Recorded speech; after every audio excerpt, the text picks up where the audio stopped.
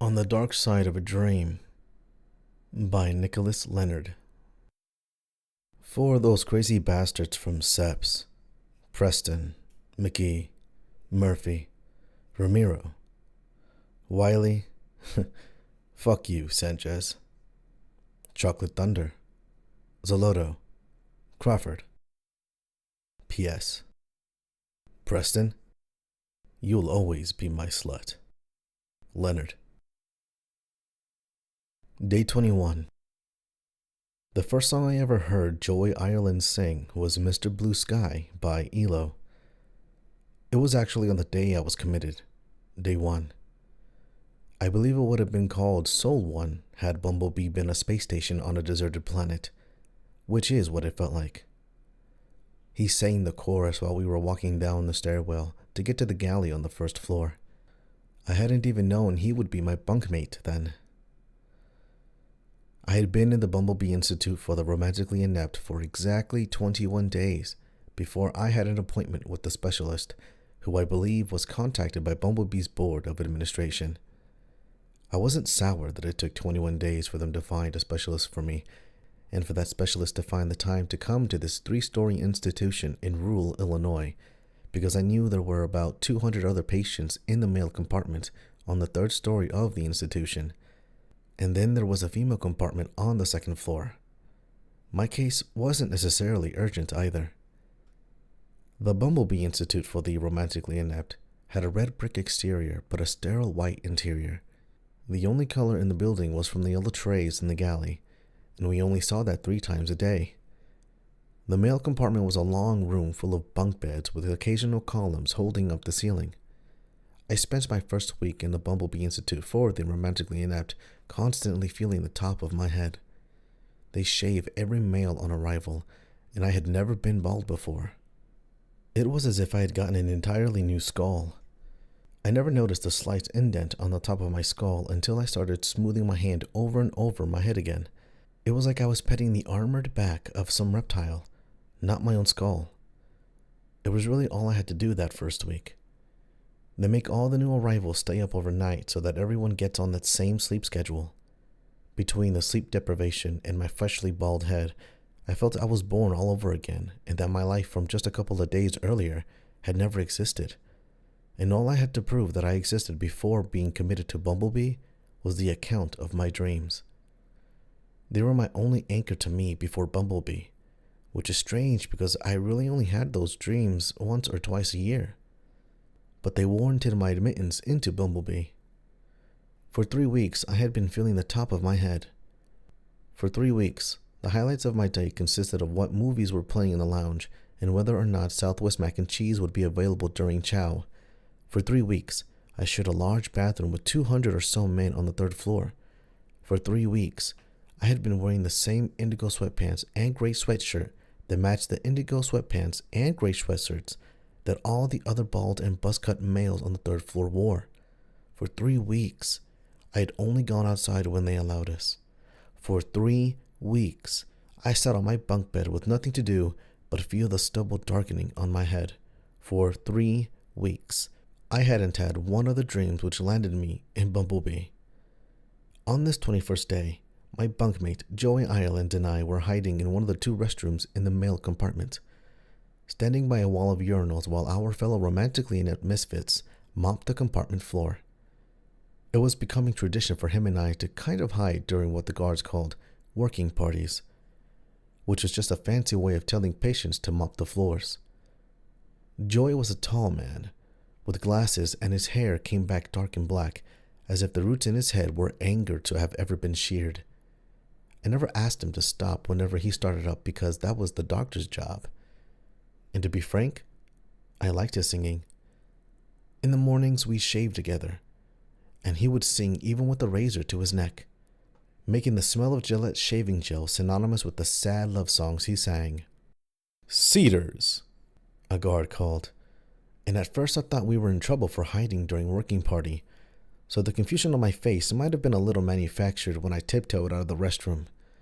The compartment was alive with patients moving mops up and down, patients standing by their bunk beds talking, and patients laying on the floor because we weren't allowed to lie in our bunks in the daytime. Yes? I approached the guard in the front of the compartment who had called my name. Ryan Cedars, he said. Yes, I confirmed. You have an appointment with Dr. Popova this morning. Who? The guard ignored me and pointed at the doorway, where another guard was waiting. He'll escort you to the exam room. I obeyed the direction of his finger, moving in a kind of trance to the guard who looked like a real suit of armor of a person. He escorted me out of the compartment and down a long white hallway where we took a turn and walked alongside a wall of windows which looked outside into the empty plains below. We went down another hallway where he directed me into an exam room, which reminded me of the kinds of rooms I used to be in my old pediatrician's building. Sit down. I'll be outside, the guard said, closing the door after I walked into the room. It actually was the first time I had been alone since coming to Bumblebee, so I felt wild with independence, and it was as though I could have taken advantage of that exam room, though I don't know how. Actually, I felt immediately special. I wasn't in a room of 200 men anymore, and I was just alone. I looked around. There were turquoise cabinets, a sink, a poster with a diagram of the inside of the human torso, a calendar set to September, a leather stool, and of course, an examination bed with white tissue paper over it, which I sat on. The door opened and a woman in a white lab coat entered. I feigned a neighborly smile, the kind they use in the real world, because I didn't want to seem like a catatonic patient. I estimated her to be somewhere around 32. She had a very smooth forehead, skin a creamy alabaster color, and her light brown hair was tied back in a ponytail with one strand of hair almost infringing on her forehead, but pulled behind her ear. Her thin black eyeshadow seemed to have been applied out of courtesy instead of vanity. She had a clipboard, which I assumed had my papers and information on it, and she had on blue scrubs beneath the white lab coat. Ryan Cedars? She asked in a cowgirlish voice. It was either Midwestern or Southern. I couldn't tell, but it was more farm girl than a ditzy Southern belle, and I had never imagined a doctor having a voice like that until then. I nodded. Yes, ma'am. She closed the door behind her. I'm sure they told you that you and I are going to be working together? No, they don't tell me much, ma'am. She looked a little surprised and disappointed at this, but she maintained herself while giving me her first glances, probably making some kind of first medical impression. Oh well, I'm Dr. Popova, and I'm a neurologist and a somnologist. I've published papers on all neurology and REM sleep disturbances, as well as one paper about sleep paralysis, which was kind of well received. I was almost up for a TED Talk on that one, but I'm rambling. What is oneirology? I asked. The study of dreams. Then she consulted the clipboard. Admitted August 15th, 2019. She muttered to herself. She looked up from her clipboard with dark brown eyes as smooth as ghost ships on a stormy horizon. Do you know today's date? September 5th. And when is your birthday, Mr. Cedars? She asked, looking back down at the clipboard, and I felt at ease, as though I was confirming my identity to a banker instead of a doctor. I opened up my mouth, breathed in the years, and answered, February 27th, 1998. So, 21? Yes, ma'am. I watched her brown eyes follow whatever medical verse was on the paper on her clipboard. How are you getting along in here, Mr. Cedars? All right, I said, though I heard a little cringe in my voice. 3 weeks, she said, opening up a cabinet and retrieving clear beige gloves to put on. I'm sorry I couldn't come any sooner. I guess the board of directors had a hard time finding a specialist for you. Or they just took their time, I said a bit too quickly, but she didn't react, focused on putting on her gloves. She took my height and weight, 5'10", 156 pounds. I think I was 163 when I was admitted. There came a moment of serenity while she studied the clipboard. Perhaps freedom was on the horizon. It cracked the institutionalized shell that had been formed around my soul, making me feel almost human again. It made me sit up straighter, and so much so that the tissue paper crinkled underneath my ass. Do you mind if I listen to your heart? I shook my head. She put the stethoscope's earpieces into her ears and lifted my shirt, stethoscope going onto my chest like a robot's fingertip. I fought the urge to shiver. "Deep breath now," she said, looking at the wall behind me. "Good. In. Out. In." She moved the stethoscope. "Out. Good. Sounds good," she said, putting the stethoscope on a countertop by the sink. After this, she assumed therapist mode. No, friend mode. She didn't even pick up the clipboard, instead opting to lean back against the countertop and look at me with a concerned, good cop expression on her face. "I got the chance to only briefly skim your chart, so why don't you tell me why you're here, Mr. Sadis?" "You can call me Ryan," I said, to which she crossed her arms and nodded. I only said one word, and said it plainly the way people talk about the weather. "Dreams." "What kind of dreams?" She seemed genuinely interested, or genuinely concerned, and I'm not sure why that made me hesitant. I kind of chuckled. "Well, actually, it's the dream." A species of goosebumps came back from extinction on my body, emerging beneath my sweatshirt. "Singular," she said. "What do you mean by that?" "When I have it, I know what it is." "And what is it?" I waited, not out of hesitation, but wonder.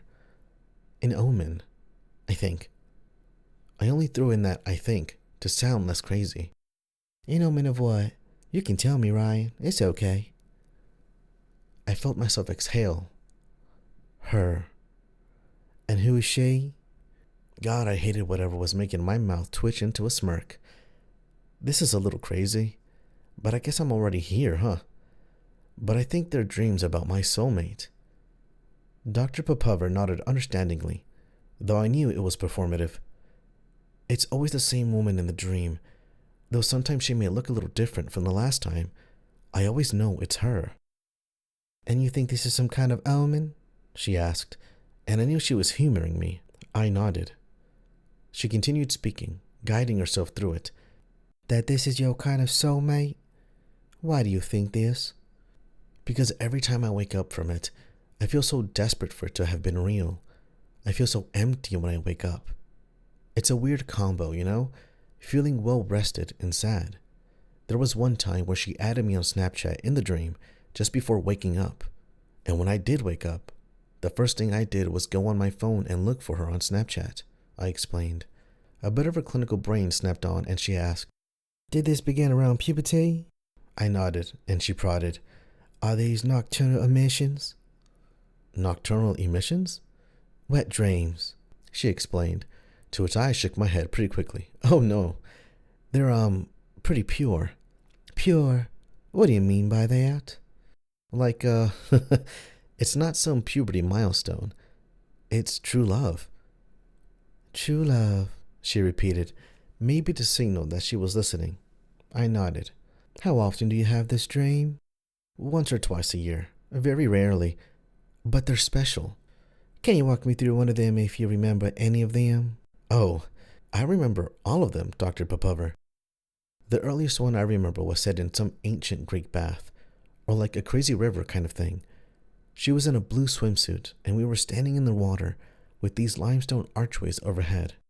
"What happened?" "We just stood there. She stood there with me, and it was enough to know that she loved me." And then another one was at a picnic bench on a foggy hill. She was a different woman, but it was still here all the same. Same, but different. She was a little chubbier and in a yellow dress this time, and I sat down at the bench. Even in the dream, I felt this extreme want in my heart, like I wanted her to like me. In this dream, I think she was a famous pop star, and somehow I went from the foggy hill to somewhere backstage. And backstage, she accepted me and loved me. "And how can you tell it's always her?" she asked. "She always has brown hair, and in every dream, at the end, she loves me." "This dream makes you visibly excited?" I didn't notice the defensiveness in my voice when I answered, "No, I just..." "Excited now, I mean, Mr. Sadis. Ryan, your cadence increases exponentially when you talk about this." "When I talk about her," I corrected her. It was like I had to defend her honor, her existence. But some defeat deflated whatever excitement had been there before. It's like she's real. But it's just a dream, Ryan. Do you know that? I didn't answer her. Instead, I just looked at her. What I wasn't saying right then was how that desperation was real every time I woke up. That urgent desperation I felt while racing to open Snapchat that one morning in high school. It was all real. But I realized I wasn't going to break through to Dr. Popover. I don't think anything is wrong with you, Dr. Popover said. I think this might be something as simple as your subconscious mind just wanting romantic love, which is extremely human and extremely healthy.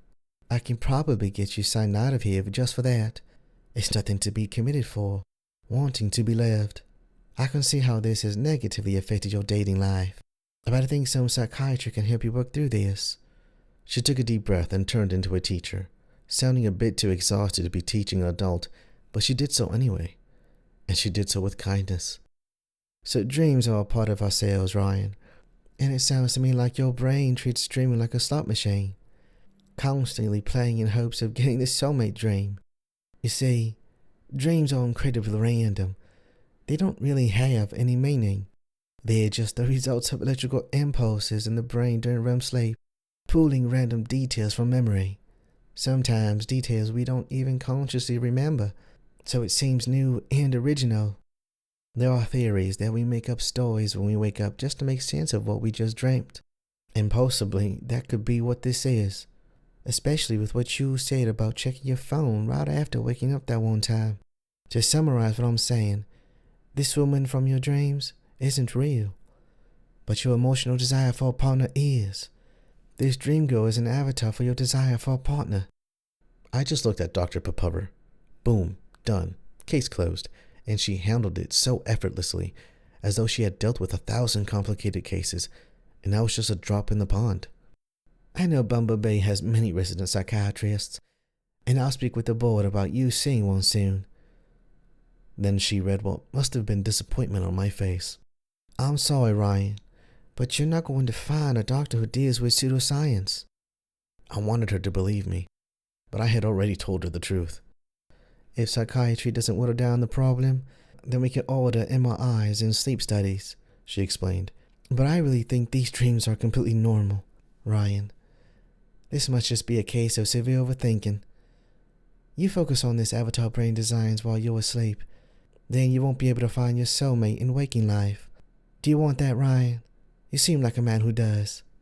I did, but I didn't want to nod because I knew that would give her an inch.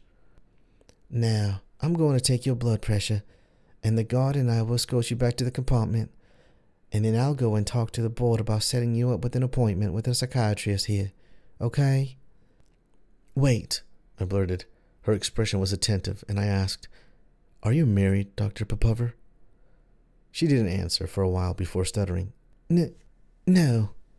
Have you ever been in love? I don't see any benefit in asking me these questions, Mr. Sadis. Don't you think our bodies, our minds, our hearts, our dreams were made for it? I theorized. Surely I can't be having these dreams for nothing. Her face expressed hopelessness. I'm going to take your blood pressure, all right, Mr. Sadis? I started pulling up my sleeves. Fine, I said. She got a blood pressure taker and put it around my bicep, taking it quietly. Why did she look slightly annoyed? Because I hadn't accepted her explanation of dreams? You really think psychiatry will solve my dreams? I asked. She looked at the clipboard instead of at me when she answered. Yes. She looked at me. Just give it a chance, Ryan. Would you? Sure. I said a little reluctantly, but for some reason it was hard to say no to her. For the briefest of moments, it seemed she cared even if she disagreed with me. I noticed she was pretty while she was writing something down on the clipboard, and I quickly swatted the thought away out of some modest duty. She was just doing her job, and this wasn't the time for admiration. And maybe I should have kept my admirations for some imaginary dream girl. Dr. Popover didn't deserve any of it. How have you been sleeping here? She asked. All right, I said, which was half a lie and half truth. Sleep was kind of the only escape I had from Bumblebee, but it was also hard to come by throughout the day. Do you think you'll have a dream during your stay here? I shook my head. So, how long do I have to live? I asked, and she actually smirked, though I could tell she didn't want to because she kept her eyes down on her clipboard. You'll be fine, Ryan, she said, acting like it wasn't a joke I had just said. Just be patient, keep an open mind. Hey, how come you can't be my psychiatrist? She kind of chuckled, smiling. Because I'm not a psychiatrist. Can I ask for your name? I asked, and then explained when she gave me a look. It's all last names here, and I like to be on first name basis with at least someone.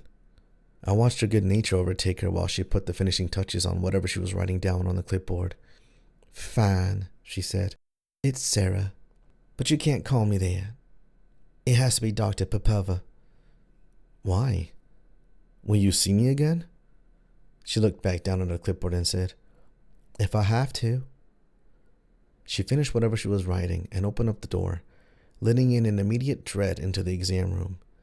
The guard in the hallway looked over his shoulder, and I snapped back into the little good institutionalized birdie that I was. Nice meeting you, Mrs. Sadis. Dr. Popova smiled. You too, I breathed, though I didn't sound at all happy. I was escorted back to the compartment, where Joey asked me about my appointment until we lined up for lunch chow, and after lunch, he and I sat against our bunk, looking out at 30 or so patients who laid on the floor in the middle of the compartment, doing nothing, just like us.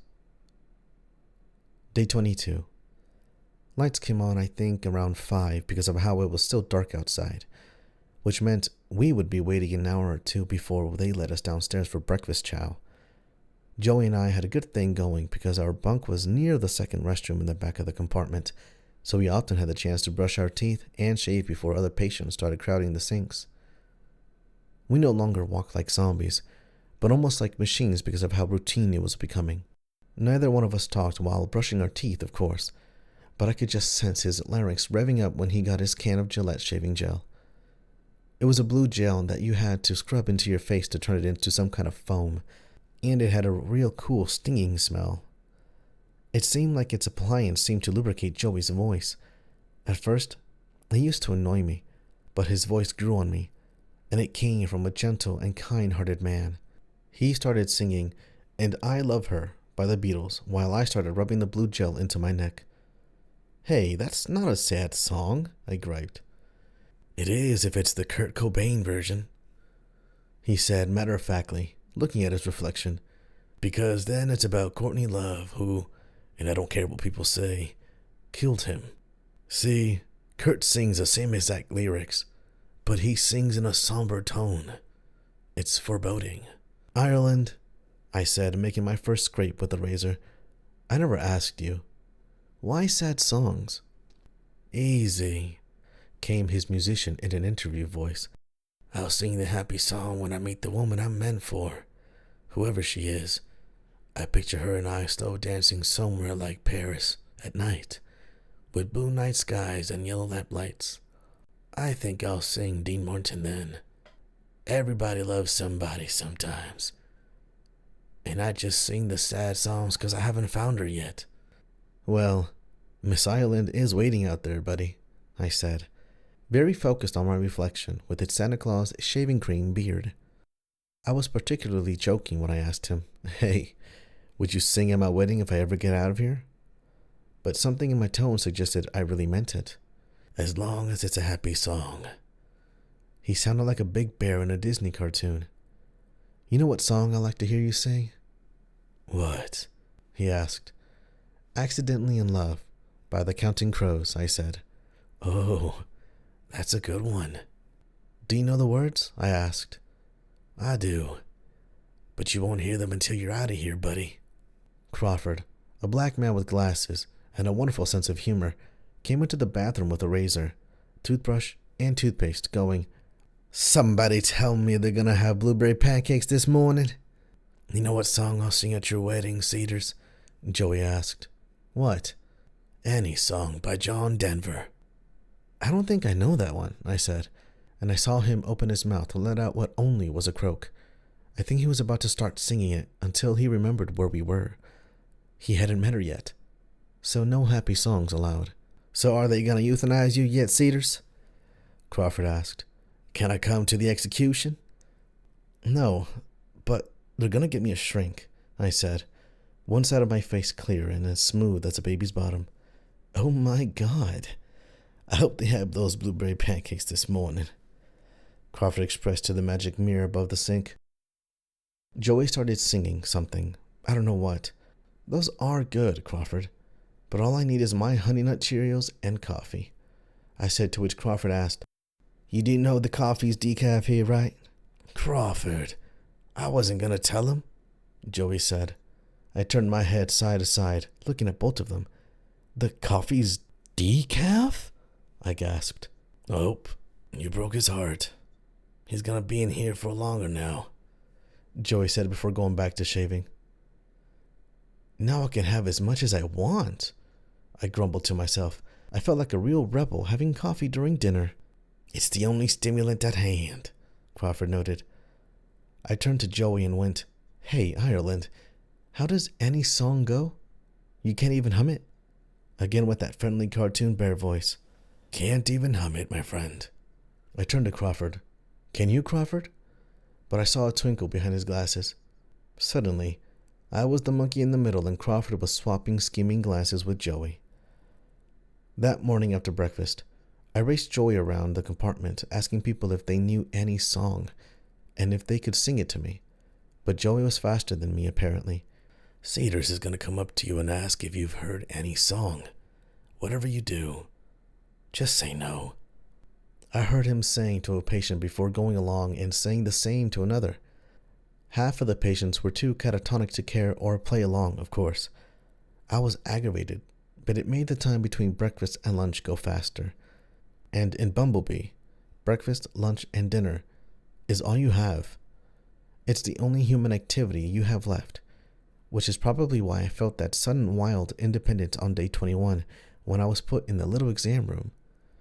I even asked the lunch lady if she knew Annie's song, while she scooped me up a big, wonderful spoonful of Southwest mac and cheese at dinner time. I don't know, baby, she squeaked. I moved my tray along, and yes, I did get a cup of coffee. I sat next to a patient I never really spoke to before, and he told me about how he was going to be a rapper once he got out, and I humored him, but I didn't ask him if he knew Annie's song, only because I didn't believe John Denver was his cup of tea, his cup of caffeinated coffee. All in all, day 22 was a good day because I was distracted by Joey Ireland's wild goose chase, and probably because I was riding the high of having my schedule interrupted the day before. After 21 days, I needed a shake-up in routine, probably. Day 23. I'm missing Hercules for the upteenth time, I told Dr. Popover as she and the guard escorted me down the hallway.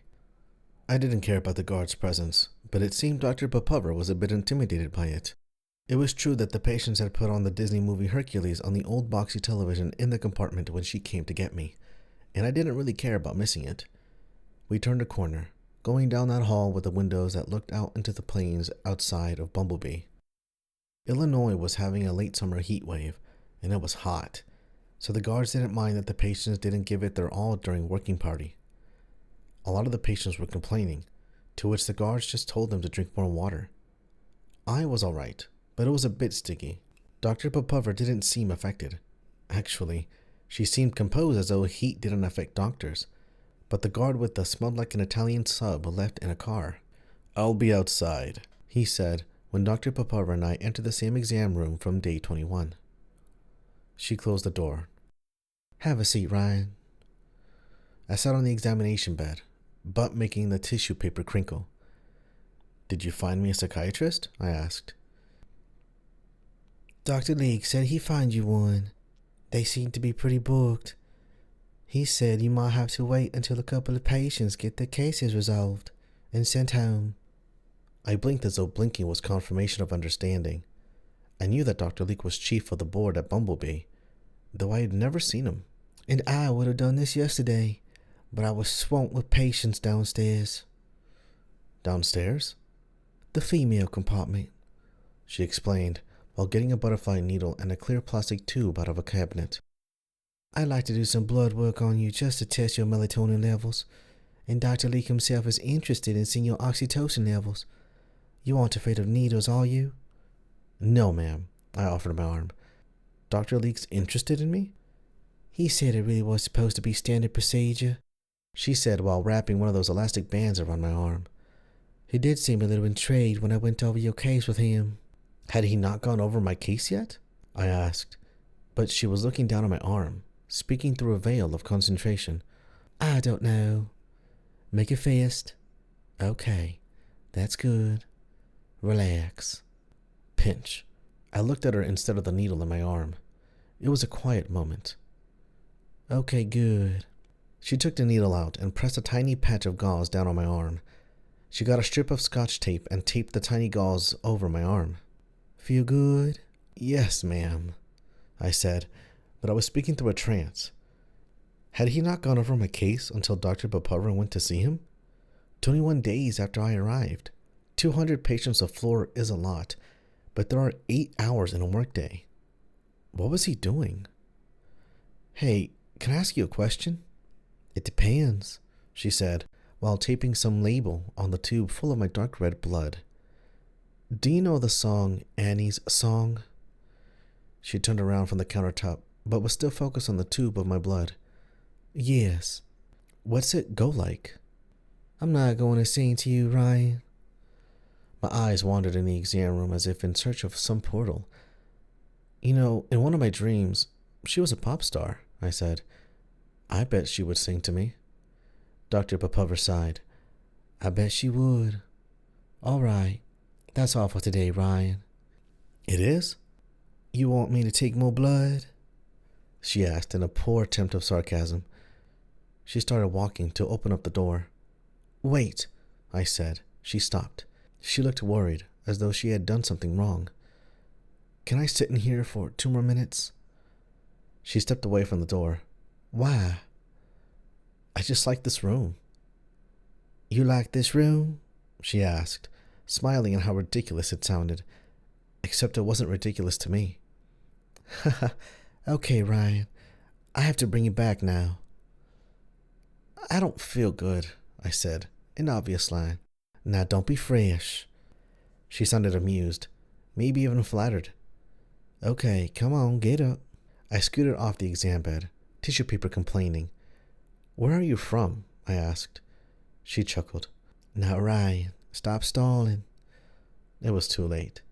She opened up the door and the light from the hallway flooded back into my soul, reminding me where I was, what I was, who I was.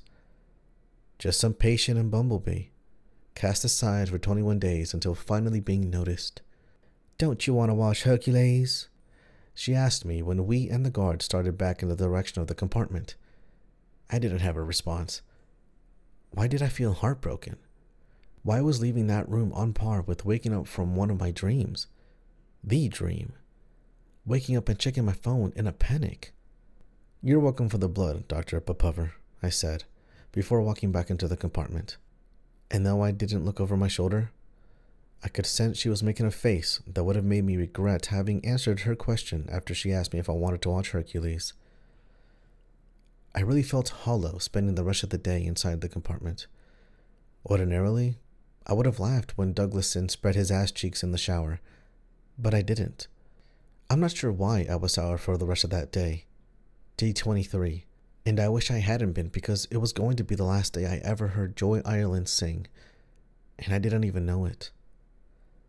The last song I ever heard Joy Ireland sing was Afterlife by Avenged Sevenfold, which I thought was unusual of him while I listened to him singing it. I was a boy who grown up in the late 2000s, early 2010s. I knew my sevenfold. It was on my 23rd night, and I was laying on the top bunk when he began singing. I didn't recognize the song at all until he got to the I see a distant light, but girl, this can't be right. Such a surreal place to see, so how did this come to be? Arrived too early. It captivated me in a comforting but sad way and made me narrow my eyes as I looked up at the ceiling. He kept singing even after someone from a couple bunks down growled, "Someone shut him up." Joy Ireland sang on, and as usual, he made it sound like a happy song, His voice was just too beautiful to be sad. I don't belong here, we gotta move on, dear. Escape from this afterlife. He sang in the queerest melody of happiness. Jesus Christ, Ireland, shut up! Crawford shouted. But yes, Joey kept singing, and just by hearing him, I could tell he had his eyes closed. That was how he shut Crawford and the others out. What was even sadder than the song?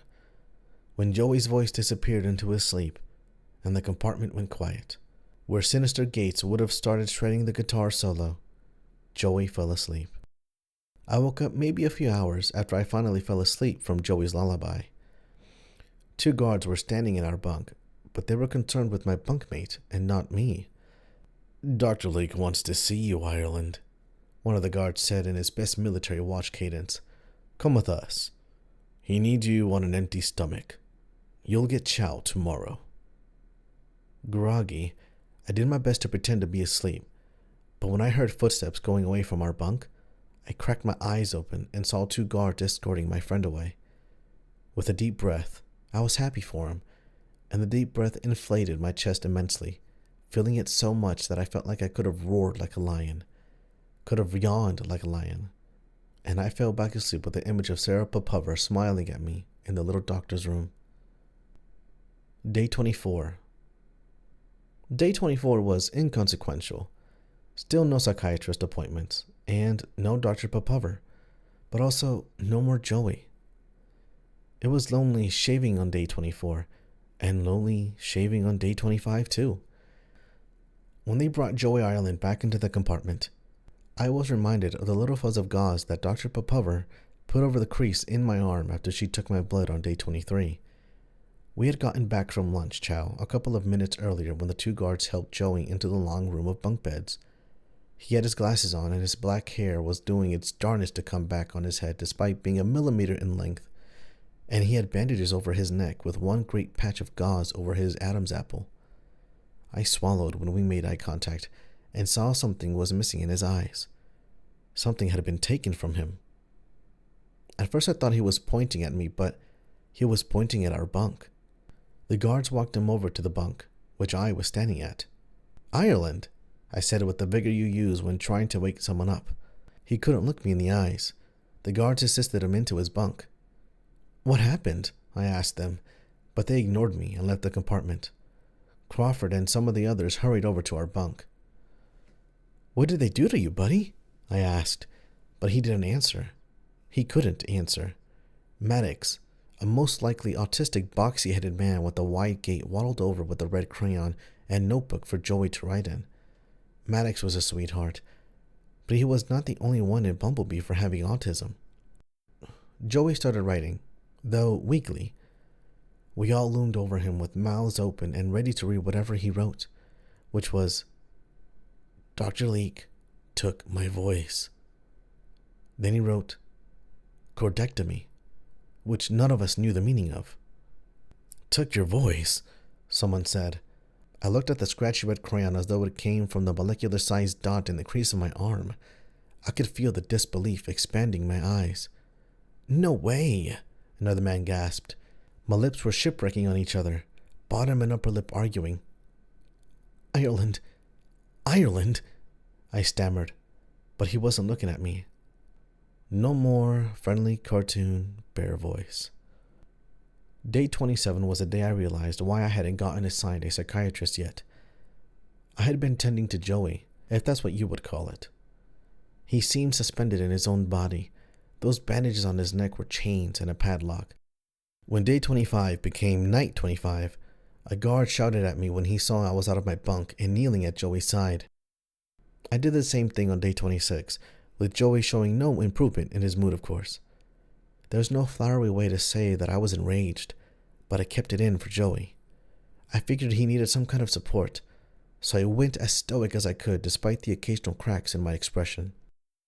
On the evening of day 26, before we lined up for chow, some nurses came in with a big cup of green goop and a straw. We watched them feed Joey. I think one of the guards told us to line up for chow just so everyone would stop watching them. I like to think all of my fellow patients watched because they were concerned about one of our own. But when a woman walks into a room where a group of men hadn't had much normal contact with a human woman for weeks, they're going to look. That night, I tried not to think about the man without a voice below me. At first, I kept looking down into the bunk below me, but Joey was still asleep. I partially considered staying up to watch him, but if he was just going to be sleeping the whole night, then I didn't see any good reason in staying up. So eventually I stopped checking on him. Besides, a guard would probably just yell at me again. There was a monster underneath my bed who used to be my friend. I didn't want to get scared of him, so I stopped looking down at him and told myself I'd hear him singing tomorrow. He wouldn't have those bandages on his neck tomorrow, and he'd be able to shave with Crawford and I and whatever other bum decided to shave with us too. I looked up at the ceiling in the dark, while the usual nightly whispering in the compartment settled down as friends went to bed or carried their gossip into the bathroom. There were some people snoring, but not much. There was no use in imagining being home. No, I had been inside Bumblebee long enough to be altered in a way. Whenever I did get to go home, how the hell would it feel the same? I only had one solace, one sanctuary to go to, one place for my consciousness to seek refuge, and that was the little exam room a few hallways down. I found myself closing my eyes, telling myself Dr. Popover's cowgirl voice still existed. They couldn't take that from me. On the morning of the 27th, I shaved Joey's face. I was on my knees, having rubbed in the gel on his cheeks until it became a foam, and I started diligently scraping the foam away. I did it more diligently and carefully than I would have shaved myself. He was barely responsive, which I imagine was more so out of grief than pain. "What are you doing?" a guard asked. I tried my best to sound like a guard, like I was human too. "I'm shaving him. Finish this up and don't do it again tomorrow," he said before walking away. I decided to be more caring than angry for Joey. He didn't need anger, and I know he would have been doing the same thing for me. "It's all right, buddy," I whispered, maybe to myself more than Joey. I dragged the razor down the side of his face carefully. "All you have left is your looks now.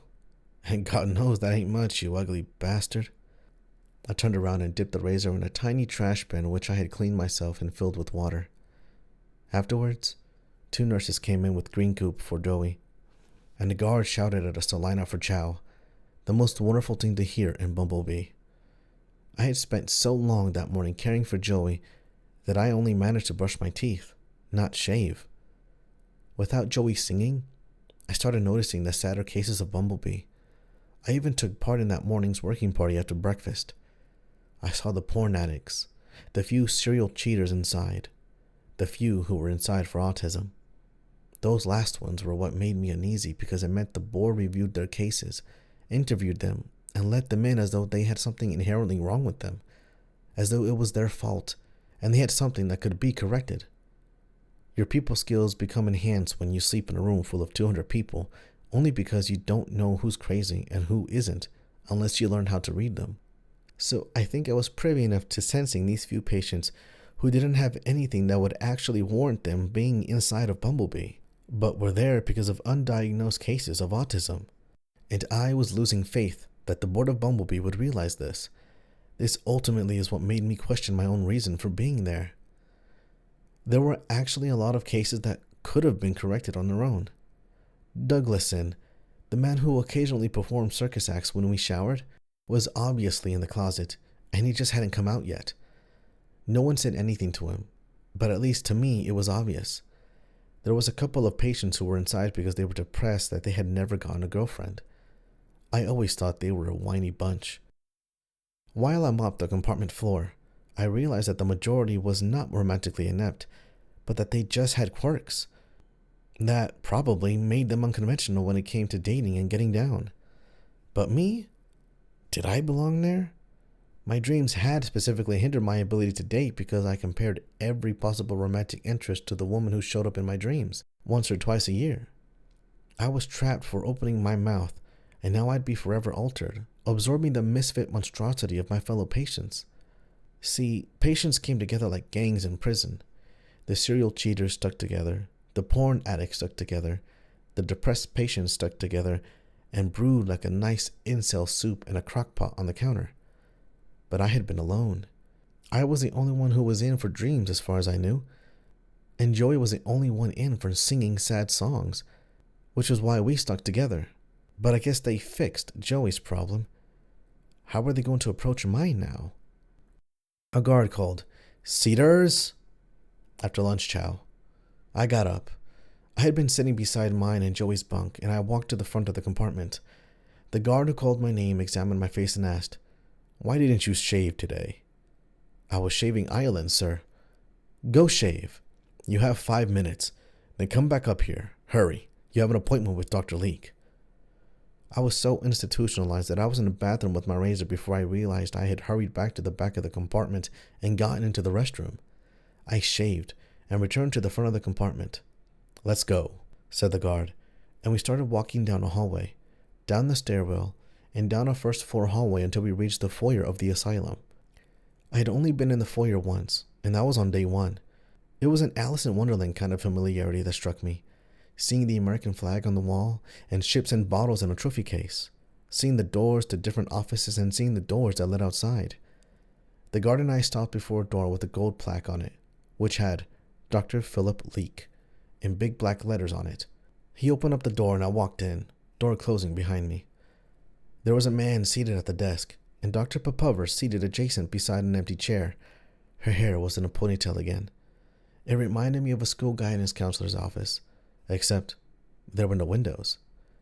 There was a painting of a sailboat, a bookshelf with binders instead of books on it, diplomas or certificates of some kind on the wall, and a fresh hot vacuum smell. "Ryan Cedars," the man said in a gleeful but deep voice. "Glad to finally see you. Why don't you have a seat right next to Dr. Popover?" I sat down. He had no cartoon bear's voice. It was almost like Shere Khan's voice from the Jungle Book, except with a Midwest twist. Tall, white in a lab coat, combed back brown hair, and tiny pink lips. There was a suggestion of chivalry about the man, about Dr. Leek. Dr. Popover and I gave each other looks of acknowledgement before Dr. Leek folded his hands together on his desk. There was a ceramic mug full of pens and pencils, and I had the urge to grab one, reach over and stick it in his fucking neck. And instead of ink coming out when I redacted the pen, there would have been blood sputtering out. I wanted to do it for Joey, but I took a deep breath and maintained myself, putting on my best institutionalized face. Calm, content, very obedient. "I'm sorry it took so long to come face to face, Ryan, but your case has come to interest me very much. I know you were expecting a meeting with a psychiatrist, but I'm something of a dualist. Getting 2 doctorates, one in medicine and one in psychology," Dr. Leek explained, as though we were at a cookout and I had asked him what he did for work. I had never felt someone employed in my life. "Dr. Popover and I talked a great deal about you." "Boy, these have been some hot days, haven't they?" Dr. Popover smiled and nodded. "Yes, I wasn't expecting them." "It's cool enough in the department," I said, hoping my eyes were transplanting the image of Joey Ireland in bed into Dr. Leek's imagination. But then it burst out of me. "What did you do to Ireland?" He was still in cookout mode, but I saw the switch to disappointment in his eyes. "Aha," he said. "Well, we resolved his issue. I performed a life-changing cordectomy on the patient, and once he recovers enough to fly, he'll be sent home to live his life without his previous abnormality. But we're here to talk about you, Ryan. Now aren't we?" "Yes," Dr. Popover agreed. She didn't know about Joey. I swear, if she wasn't there then, I really would have jammed a pen into Dr. Leek's neck and given him an emergency cordectomy and more. He tapped a finger on the desk. "How'd you like to dream for longer?" My eyes narrowed. "Dream for longer?" I asked, and I wasn't looking, but I sensed apprehension from Dr. Popover. "See, you've come to interest me a great deal, and I'd like to see about putting you in suspended animation in stage 4 sleep." I turned to Dr. Popover and asked, "What's stage 4 sleep?" "It's the stage in which follows deep sleep, and it's the stage in which REM happens in that stage, in stage 4 sleep," she explained. "And you're okay with this?" I asked her. It would just be for one day, she explained, but Dr. Leek interrupted her. 36 hours in stage 4 sleep. Imagine having 36 hours to dream. You know, Ryan, most people only dream for about 3 seconds, and their brain fills in the rest. But with you get to dream for 36 hours. And we'd monitor your brain activity, of course. And Dr. Popova and I theorized that amount of time spent in stage 4 sleep, your dream lover might make an appearance. I mean, let's make that comparison. 3 seconds a night to 36 hours in one long marathon of stage 4 sleep. Dr. Popova explained a little less enthusiastically than him. We'd have you suspended while using strobe lights above your eyelids to induce eye movement. For 36 hours? I asked. And you'd wake up as good as new, Dr. Leek suggested. And this will solve it? I asked. Might not, but I think it would give you the proper amount of time to meet her. Might not, but I think it would give you the proper amount of time to meet her. Find out she's just a figment of your dreams, and you can say goodbye to her. Then afterwards, we'll start with psychiatry, Dr. Leek said, to which I spoke from half-closed lips. This is extreme, don't you think? It's mostly Dr. Leek's idea, Dr. Popova explained. I looked at Dr. Leek. I didn't trust him. He suspended himself in some kind of salesman bliss. Vacation home on the table. 36 hours to dream on the table. I turned to Dr. Popova and asked, What do you think? She shrugged her shoulders and did a low smile. I think it's a little exciting. I swallowed, very aware of my own Adam's apple, which made me think of Joey Ireland. You're not gonna experiment on me? I asked Dr. Leek, to which Dr. Popova said, This is kind of experimental. But perfectly safe, of course, Dr. Leek insisted. You want me to part ways with her in my dream? I asked. To say goodbye. We think it would be a good form of closure, Dr. Leek suggested, looking at Dr. Popova for approval, and she nodded. I thought for a while before asking, And what if I don't consent? Dr. Leek shrugged. Well, then we go straight to psychiatry. Can I talk about it with Dr. Popova first? He waved at her, going, Sure, she's right here. Alone, I said, and I said it while staring into his eyes. Pen. The pen in his ceramic mug, in his neck. I felt like I had to freeze myself in a block of ice to keep myself from grabbing that pen and sticking it in. I can take Mr. Cedars upstairs to the exam room and ease whatever concerns he may have, Dr. Popova said to Dr. Leek. He didn't seem so pleased, but he nodded and pointed at the door. Have the guard outside escort you both. Then he looked at me. Boom. Cookout salesman coming back to life in his face. It was a pleasure meeting you, Bobby Darin. And his mouth popped open in a smile. I just stared at him.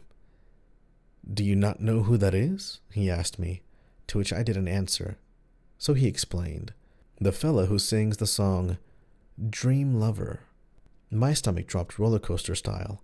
I thought this was a dig about Joey. It had to have been. I hope it's alright if I call you that.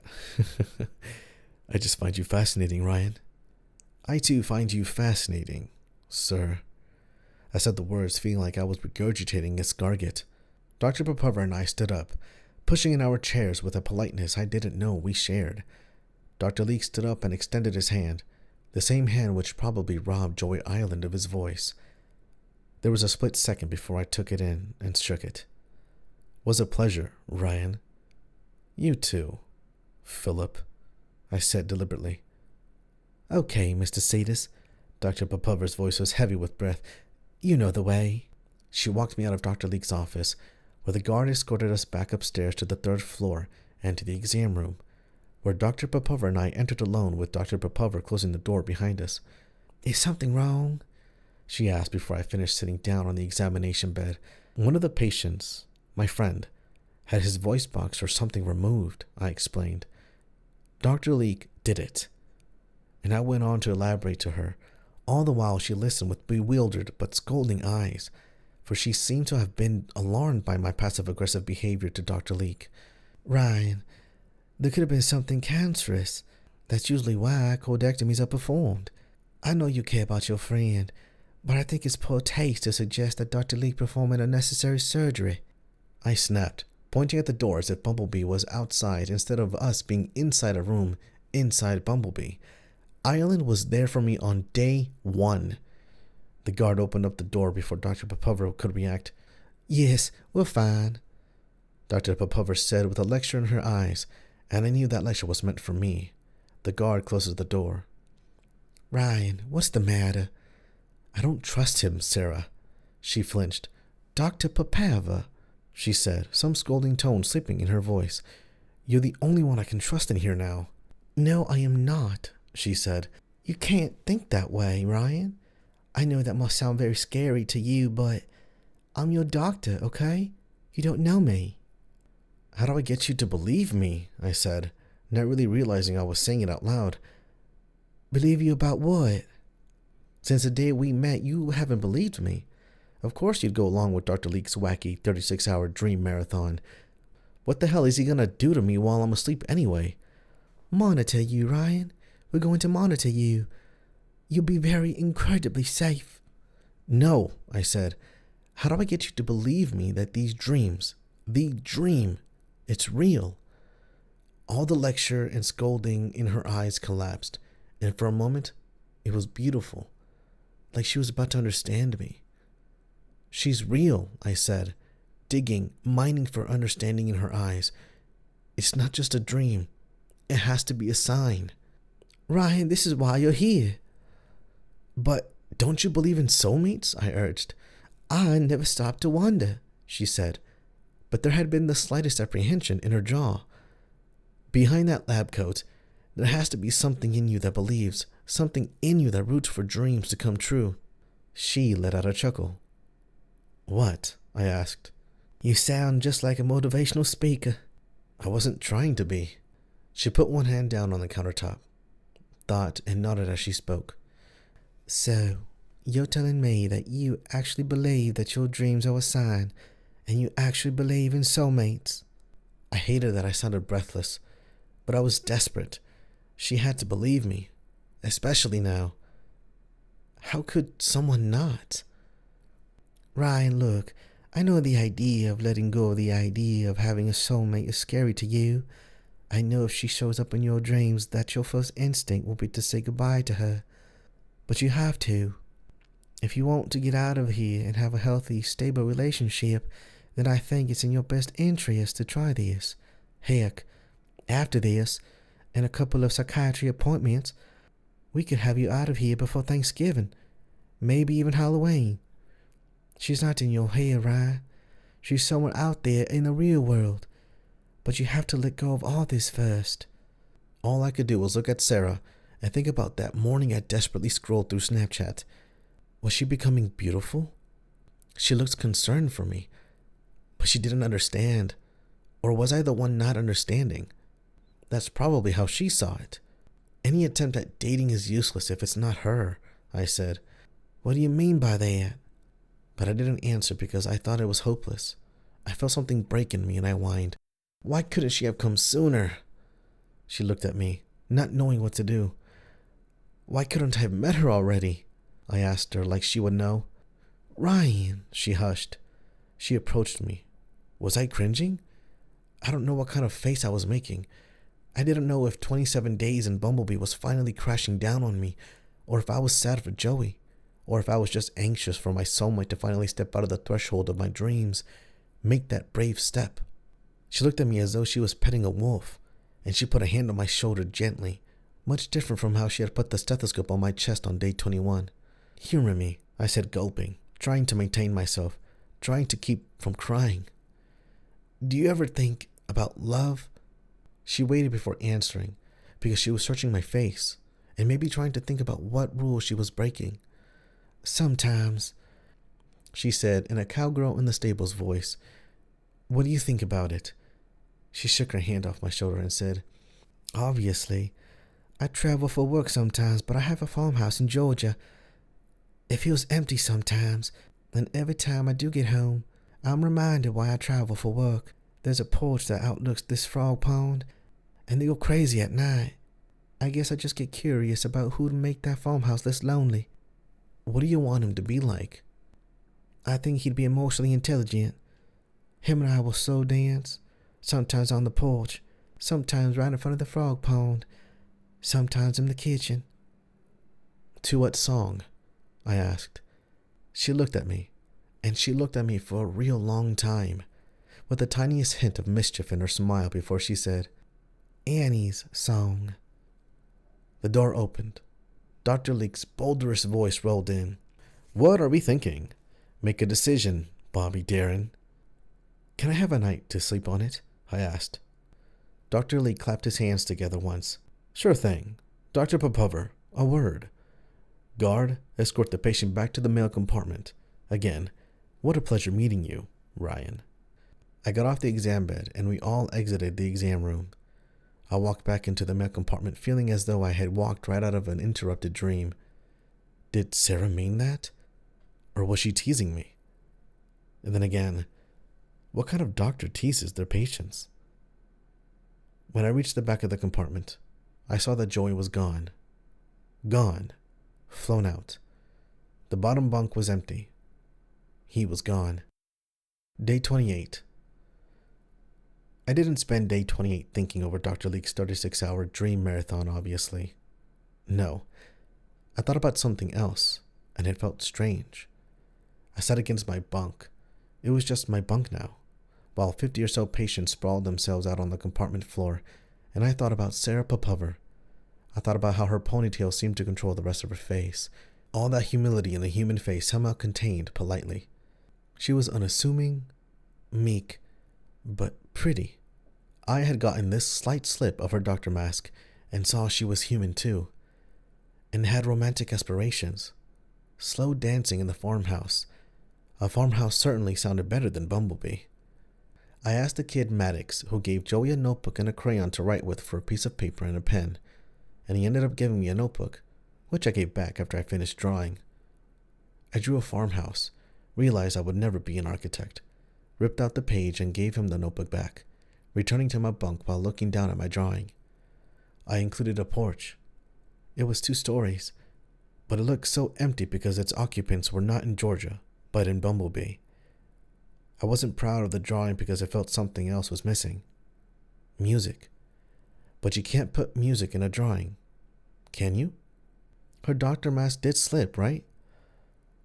I shoved my drawing back into my pocket and walked to the front of the compartment. I need to see Dr. Popover, I told the guard. He went to the wall, picked up a landline, and spoke into it. I watched and waited before he returned. She's coming. A roving guard will escort you both. Thank you, sir, I said. And that wasn't me being institutionalized. That was me being polite. While waiting, I turned and looked at my fellow patients laying on the compartment floor, standing by their bunks, gossiping, staring at the wall. I almost felt camaraderie until I took a deep breath. How could I ever be the same after getting out? I was already changed. Ryan, what is it? She asked from the doorway. The guard from inside the compartment told us we had to wait for a roving guard to come down the hall, so we did. And then one came and walked with us to the little exam room. We assumed our positions, me on the exam bed, her at the countertop, and I took out my drawing. I drew this for you. Ryan, she somewhat gasped, opening up the drawing. Usually my younger patients do these kinds of things for me. She examined it. It's the farmhouse you told me about. She was still examining it, but not as a doctor. Thank you, she said, trying to sound like a doctor. She folded it up and gave it back to me, but I put my hand up and said, no. You keep it. You sure? Put it up on your fridge at your farmhouse. You make it sound exotic. It's just a home, she said. Ryan, you don't have to do this. I thought about it, I said. But it has to be you. I don't want him in the room or involved, and I want you to be the person I say hello to when I wake up. She muttered somewhat breathlessly. After you say goodbye to your soulmate in your dream? What did she realize? Ryan, I don't know, but I think I was smirking or something. I only feel safe with you, Dr. Popover. Oh, okay, she said, smoothing her fingers over my drawing before folding it up and putting it in a pocket in her lab coat. Unless she doesn't appear in my dreams this time, maybe she's already crossed the threshold. Ryan, don't go loony on me. This place has been a bad dream, Sarah. She looked at me with a little alarm in her eyes. And? She coaxed, even though I think she knew what I was going to say. But I didn't know if she was worried if I really was going loony, or if she wanted me to say it. Taking a deep breath, I realized it was my turn to cross the threshold. You don't know how weird it is being here, Sarah. It is like a dream. This place, it always just teeters on being a nightmare, and it messes with you in that way. And then you appear. Don't say like the woman in your dream. Like the woman in my dream, I said, looking right into her brown eyes, which were so alarmed. They could have been alarmed for two reasons. I was crazy, or I was right. And she looked at me. I realized this was exactly like that turning point in one of my dreams, right when she accepts me and understands me. She was teetering on that moment, in the same way Bumblebee teetered on being a nightmare. I spoke, and I wasn't trying to trick or seduce her, but I was having a revelation in real time. It's exactly like one of my dreams, but in real life. Ryan, I can't be your soulmate. Fine. I'll do the 36-hour dream marathon. But I know she won't be there because she already crossed the threshold. You're lying. You're trying to get out of this place. You're trying... Sarah, I said. Then we had a moment of looking at each other and breathing. She was quietly alarmed, and I was astonished, but not in disbelief. I was in total belief. Dr. Leek doesn't have to know about this. She was about to disagree, but she stopped, words teetering on her lips. I can't be your doctor anymore, she said. But you have to. You're the only one I can trust. I have to terminate this doctor-patient relationship before it leads to a malpractice suit. I'm not going to sue you, I laughed. She sounded breathless, and we hadn't even kissed. Bumblebee could. We're already breaking so many rules, Ryan. I can't believe you're doing this to me. It's funny. You usually react a lot differently. She finally smirked. Oh, shut up. So I smiled too. This is ridiculous, she told herself, but she was still smiling. It's unrealistic, she told herself, but didn't erase her smile either. I have patients downstairs, but you're the reason why I came here, Ryan, she said. Your case impressed me, more than it impressed Dr. Lake. How? Because it's romantic, she laughed at herself. She rolled her eyes, and she was beautiful. I'll tell Dr. Lake you'll do the thing. But under your supervision only, she nodded. I have to take you back to the compartment, she said. I got up from the exam bed, stepped forward, but she put a stopping hand on my chest. We can't, she said. Not yet. I tried savoring her face with my eyes before stepping away, obediently not taking the holiday that would have been our first kiss. The guard escorted us back to the compartment where Sarah left from after I entered, and I entered with a sly smile on my face. I knew it was sly, and I probably looked stupid, but the dream was becoming a good dream now. Day 29. I was the reason she came here. I was the reason she came here. Was it coincidence? Serendipity? This is what I mulled over when I came out of the restroom on morning 29 with a freshly shaven face and that distinct Gillette smell in my nose. I then started thinking about how I'd never touch Gillette again when I got out. I'd use Equate instead. But we can't. Not yet. The smell of Gillette just made me think of Joey Ireland. That's what Sarah had said. Dr. Popover, I mean. I stood by my bunk and watched other patients grumble out of bed, and saw other patients forego shaving and brushing their teeth altogether. They weren't so clever standing by their bunk with faces dumb as fishes. I watched how some patients went to chat with the guards. They weren't all that bad when they didn't have to escort us somewhere. And I thought about how Dr. Leek and Sarah had said something about dreams really only lasting 3 seconds.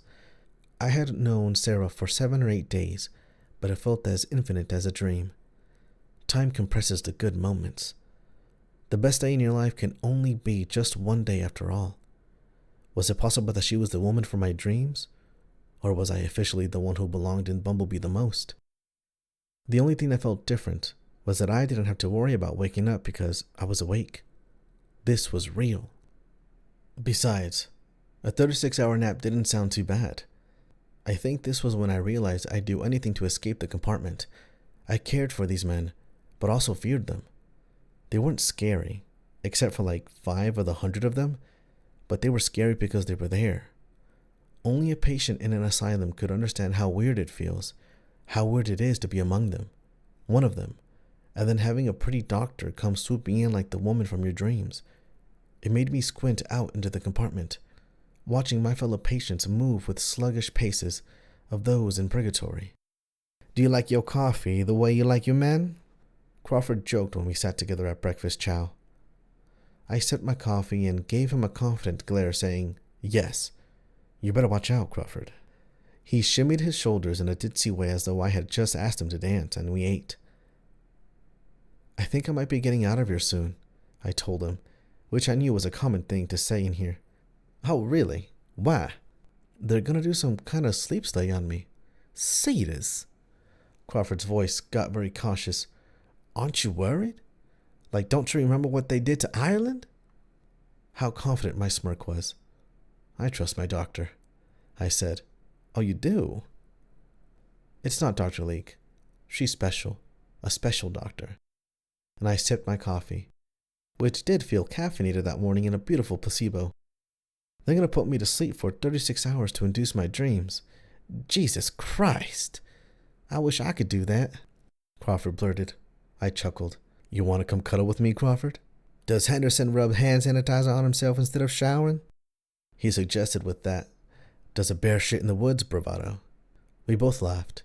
When you put 200 men together for weeks on end, their humor gets a little warped, and not all of them adhere to the same hygiene routines. We watched a couple of patients argue over the final cup of Jiffy peanut butter before the guards escorted us back upstairs to our compartment where some movie on VHS was playing for us. We had lunch, then hygiene.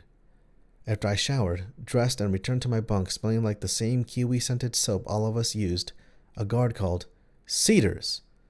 I snapped my head and saw Sarah in her white lab coat and ponytail waiting in front of the compartment. She looked pleased.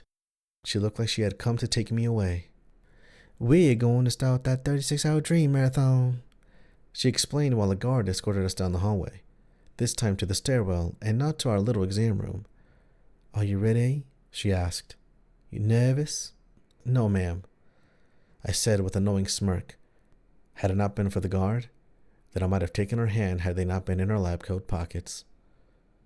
"And you'll be administering it?" "I'll be supervising it," she corrected me. Complete cowgirl voice. Wonderful. I wanted her to talk again, to say anything while we descended the stairwell just so I could hear the voice echo like it would have in my dream. We went through the foyer and down another hallway, one which I hadn't been down since my physical on day 1. She led me into something similar to an operating room. The operating table was decked out with a makeshift mattress and a pillow. Something similar, but more comfier than the exam bed. "Right here?" I moped. "Yes, Cetus," she said while walking up to an open laptop. There were all kinds of monitors in the room, which I ogled at. A nurse was walking around, setting things up, I imagined. "Do you have to go to the bathroom before we start?" Sarah asked me. There was a little restroom, which I used, much smaller than the ones in the male compartment, and I came back out. "Get comfortable, Cetus," she said while typing on the laptop.